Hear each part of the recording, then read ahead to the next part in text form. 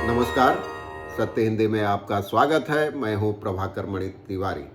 क्या दिग्गज कांग्रेसी नेता अधीर चौधरी बहरमपुर सीट पर जीत की दोहरी हैट्रिक लगा पाएंगे या उनके खिलाफ मैदान में उतरे हरफनमौला क्रिकेटर यूसुफ पठान राजनीति की पिच पर भी वैसी ही बल्लेबाजी करेंगे जिसके लिए वे जाने जाते हैं? क्या नदिया जिले की कृष्णनगर सीट पर मैदान में उतरी महुआ मित्रा यह सीट दोबारा जीतकर भाजपा को करारा जवाब देंगी या राजघराने की बहू अमृता राय का खाता खुलेगा?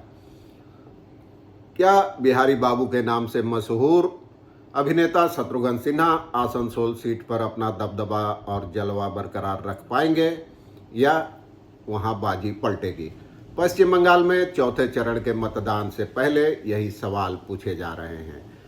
राज्य में पहले 3 चरणों में 10 सीटों पर मतदान हो चुका है।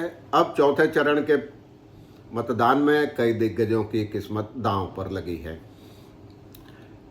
इस दौर में जिन सीटों पर मतदान होना है उनमें नदिया जिले की कृष्णनगर सीट काफ़ी अहम है। और इससे पहले मैं बता दूं कि पिछले चुनाव में इन 8 सीटों में से 5 पर टीएमसी का कब्जा रहा था और 2 पर भाजपा का, जबकि 1 सीट कांग्रेस की झोली में गई थी। तो मैं बात कर रहा था नदिया जिले के कृष्णनगर सीट पर, जो काफ़ी अहम हो गई है। यहां असली लड़ाई तृणमूल कांग्रेस की महुआ मोइत्रा और स्थानीय राजघराने की बहू और भाजपा उम्मीदवार अमृता राय के बीच है। हालांकि सीपीएम का दावा है कि लोग इन दोनों राजनीतिक दलों की हकीकत समझ गए हैं, इसलिए विकल्प के तौर पर इस बार वाम कांग्रेस के साझा उम्मीदवार को ही चुनेंगे। तृणमूल कांग्रेस उम्मीदवार महुआ मित्रा संसद के एक सांसद के तौर पर अपने कामकाज और ममता बनर्जी सरकार की कल्याण योजनाओं के सहारे जीत की उम्मीद कर रही हैं। लेकिन भाजपा का कहना है कि तृणमूल कांग्रेस सांसद ने अपने 5 साल के कार्यकाल में कोई काम ही नहीं किया है, उनके पास गिनाने को अपना कोई काम नहीं है, इसलिए वह 300 साल पुराने पलासी युद्ध का मुद्दा उखाड़ रही है। आपको बता दें कि जब अमृता राय को टिकट मिला था तो तृणमूल कांग्रेस ने दावा किया था कि उनके पूर्वज कृष्णचंद्र राय ने बंगाल के नवाब सिराजुद्दौला के खिलाफ लड़ाई में अंग्रेजों का साथ दिया था। एक तरह से उनको देशद्रोही करार दिया गया था और अमृता राय को देशद्रोही राज परिवार की बहू। उसका जवाब दिया था अमृता राय ने कि कृष्णचंद्र ने सनातन धर्म की रक्षा के लिए ही अंग्रेजों का साथ दिया था। अब भाजपा इस बार 25 साल पुराने इतिहास को दोहराने का दावा कर रही है। वर्ष 1999 में भाजपा के सत्यव्रत मुखर्जी यहां से चुनाव जीत चुके हैं, लेकिन वर्ष 2009 से तृणमूल कांग्रेस ही जीतती रही है। अब यहां मैदान में उतरे तीनों उम्मीदवार अपनी जीत के दावे कर रहे हैं। उन्होंने पूरी ताकत भी झोंक दी है, लेकिन शहर में चुनाव की गहमा गहमी नहीं नजर आती। जीवन सामान्य है। पोस्टर, बैनर और झंडे भी बंगाल के दूसरे इलाकों के मुकाबले कम ही नजर आते हैं। कुछ जगहों पर दीवार में उम्मीदवारों के समर्थन में नारे जरूर नजर आए, लेकिन इनके चुनावी दफ्तरों में भी ऐसा कुछ नहीं लगता जिससे लगे कि 2 दिनों बाद ही यहाँ मतदान होना है। शहर में चुनाव के प्रति एक अजीब सी उदासीनता नजर आती है। इससे लगता है कि चुनावी नतीजे या अपनी जीत के बारे में तीनों उम्मीदवार शायद अति आत्मविश्वास के शिकार हैं। तीनों पार्टी के नेताओं से बातचीत में भी यही बात झलकती है। यह इलाका किसी दौर में लेफ्ट फ्रंट का गढ़ था। वह 9 बार यहाँ से जीत चुका है, लेकिन बीते 3 चुनाव में यहाँ से तृणमूल कांग्रेस का ही परचम फहराता रहा है। 2009 और 2014 में बांग्ला फिल्मों के अभिनेता तापस पाल यहाँ से जीते थे, जबकि पिछली बार महुआ मित्रा को टिकट मिला था और उन्होंने यहाँ जीत दर्ज की थी। उनके मुकाबले भाजपा ने कृष्णचंद्र राय के राजघराने से जुड़ी अमृता राय को टिकट दिया है। यहाँ बता दूं कि अमृता ही इस दौर में सबसे धनी उम्मीदवार हैं। उनके पास 550 करोड़ से ज़्यादा की संपत्ति है। यह दोनों अपनी जीत के दावे कर रही हैं, लेकिन सीपीएम का दावा है कि इस बार वही जीतेगी यह सीट। कहा जाता है कि राजा कृष्णचंद्र राय के नाम पर इस शहर का नाम कृष्णनगर पड़ा था। एक दूसरी मान्यता के मुताबिक राजा कृष्णचंद्र राय चूंकि श्री कृष्ण के भक्त थे, इसलिए उन्होंने इस शहर का नाम कृष्णनगर रखा था। झारखंड से सटे कोयला खदान वाले आसनसोल इलाके में हिंदी भाषियों की भरमार है। यहाँ 15 लाख से ज़्यादा वोटरों में से करीब आधे हिंदी भाषी हैं। वर्ष 2014 के चुनाव से पहले तक सीपीएम यहाँ करीब 30 साल तक जीतती रही थी, लेकिन 2014 में भाजपा ने जाने माने गायक बाबुल सुप्रियो को मैदान में उतारकर तमाम समीकरणों को गलत साबित कर दिया और यहाँ पहली बार जीत दर्ज की।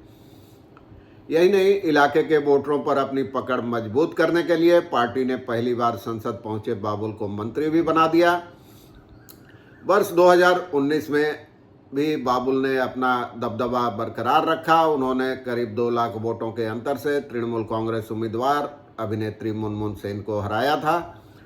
लेकिन वर्ष 2021 में जब पश्चिम बंगाल के विधानसभा चुनाव में भाजपा के उम्मीद के मुताबिक नतीजा नहीं हुआ तो बाबुल को केंद्रीय मंत्रिमंडल से हटा दिया गया था। इससे नाराज होकर कुछ दिनों बाद उन्होंने लोकसभा की सदस्यता से इस्तीफा दे दिया और तृणमूल कांग्रेस का दामन थाम लिया। इस खाली सीट पर उपचुनाव में तृणमूल कांग्रेस ने सबको चौंकाते हुए बिहारी बाबू शत्रुघ्न सिन्हा को मैदान में उतारा था और सिन्हा ने उस उपचुनाव में भाजपा उम्मीदवार अग्निमित्रा पाल को करीब 3 लाख वोटों के अंतर से हरा दिया था। भाजपा ने पहले इस सीट पर भोजपुरी गायक पवन सिंह के नाम का ऐलान किया था, लेकिन उन्होंने अगले ही दिन चुनाव मैदान से हटने का फैसला कर लिया।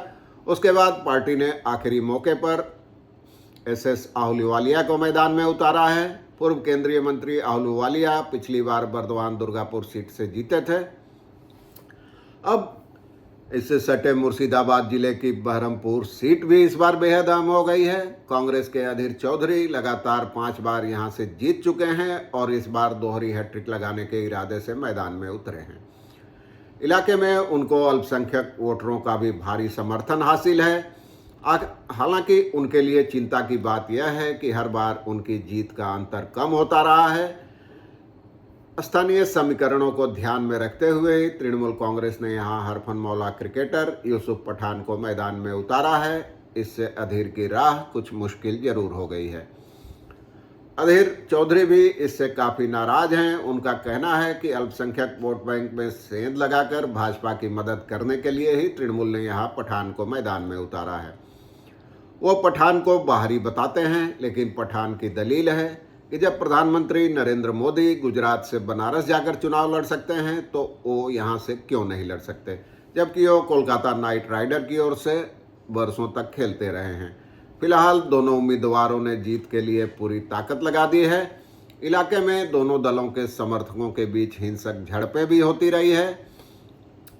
इसी तरह बर्दवान दुर्गापुर सीट पर भी मुकाबला दिलचस्प है। भाजपा ने यहाँ अपने पूर्व अध्यक्ष दिलीप घोष को उतारा है। उनका मुकाबला तृणमूल कांग्रेस के उम्मीदवार और पूर्व क्रिकेटर कीर्ति आजाद से है। दिलीप घोष पिछली बार मेदिनीपुर सीट से जीते थे, लेकिन इस बार सीट बदलने से वो कुछ नाराज बताए जाते हैं। वर्ष 2019 में भाजपा के एसएस आहलूवालिया ने करीब 3000 वोटों के अंतर से यहाँ जीत हासिल की थी। वर्ष 2009 में सीपीएम के सैदुल हक ने तृणमूल कांग्रेस उम्मीदवार को 1 लाख से ज़्यादा वोटों के अंतर से हराया था, लेकिन 2014 में तृणमूल कांग्रेस की उम्मीदवार मुमताज संघमित्रा ने सीपीएम से यह सीट जीत ली थी। यानी यहाँ पिछले कुछ चुनाव से जीतने वाली पार्टी लगातार बदलती रही है। ऐसे में यह देखना दिलचस्प होगा कि इस बार जीत का सेहरा किसके सर बनता है। पश्चिम बंगाल में चुनावी हवा का रुख और मुद्दे भी कुछ इसी तर्ज पर बदलते रहे हैं। चुनाव की शुरुआत में संदेश खाली सबसे बड़ा मुद्दा था, लेकिन कलकत्ता हाई कोर्ट के फैसले के बाद जब 25,000 से ज़्यादा शिक्षकों की नौकरियां चली गई तो अचानक वही सबसे बड़ा मुद्दा हो गया।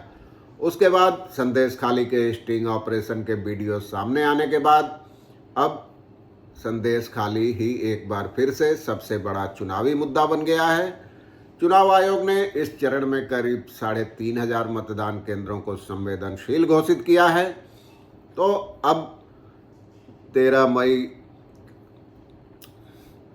तो अब देखना यह है कि चौथे चरण के चुनाव में 13 मई को किस तरह किसकी कौन दिग्गज या बैतरणी पार करने में कामयाब रहता है या फिर कौन मुंह की खाता है। आज के लिए बस इतना ही। धन्यवाद, नमस्कार।